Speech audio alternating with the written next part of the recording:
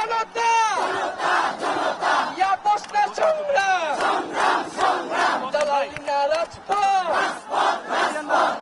সকল জেলায় জেলায় পাড়ায় মহল্লায় আপনারা বিক্ষোভে নেমে আসুন এবং গণ অনুষ্ঠান তৈরি করুন এবং আমরা অতি শীঘ্রই মার্চ টু ঢাকা ঘোষণা করব। সারা বাংলাদেশের মানুষকে ঢাকায় আসার আহ্বান জানাবো এবং আমরা এখনো দেখেছি যে বিশ্ববিদ্যালয়গুলোর দালাল ভিসি প্রক্টর গুলো এখনো ক্যাম্পাস বন্ধ করে রেখেছে। আমরা 24 ঘন্টার আলটিমেটাম দিচ্ছি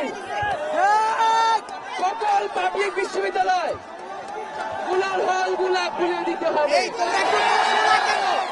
তোমরা একটু বসো না কেন? বসো, যদি 24 ঘন্টার মধ্যে খুলে দেওয়া হয় আমরা নিজ দায়িত্ব সবাই বসো। আজকে যারা বিভিন্ন প্রান্ত থেকে এসেছেন বসো, সবাই বসো। কলেজের স্কুল কলেজ মাদ্রাসা বিশ্ববিদ্যালয়ের শিক্ষার্থীরা এসেছেন, তাদেরকে আন্তরিকভাবে ধন্যবাদ জানাচ্ছি।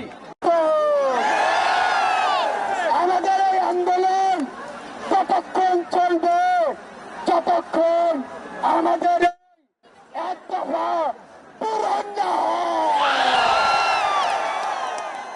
কোনো টান বাম বুঝি না, আমরা মনে করি খুনি হাসিনার সরকার এবং এই ফ্যাসিবাদী শাসন ব্যবস্থা বাংলাদেশ থেকে তার পতন করতে হবে। তার জন্য একটা ঐক্যবদ্ধ বাংলাদেশ গড়ে তুলতে হবে। সকল দল মত ধর্ম নির্বিশেষে আমাদেরকে এই ঐক্যবদ্ধ জায়গায় আসতে হবে। এখানে যাতে কোনো ধরনের বিরক্তি করার সুযোগ সরকার না পায়, সেই সুযোগ যাতে আমরা সরকারকে না দেই। বন্ধুগণ, আজকে এই শহীদ মিনারে অনেকে অনেক দূর প্রান্ত থেকে এসেছেন, আমরা তাদেরকে ধন্যবাদ জানাই এবং আমাদের সাথে আমাদের অভিভাবক, শিক্ষক, নাগরিক প্রতিনিধিরাও এসেছেন। আমরা তাদের সংহতির জন্য তাদেরকে ধন্যবাদ জানাই। আমরা তাদের কথা খুব সংক্ষেপে শুনবো।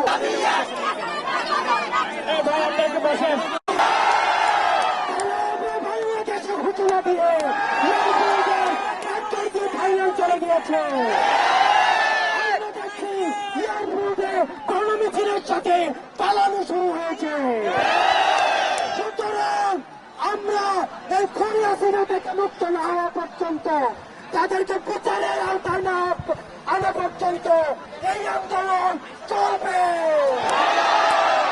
আমরা আমাদেরকে যাদেরকে শহীদ করেছে আমরা স্পষ্টভাবে ঘোষণা করতে চাই, এখানে প্রত্যেকজন আবু সাইদ হয়ে গিয়েছে, মুক্ত হয়ে গিয়েছে।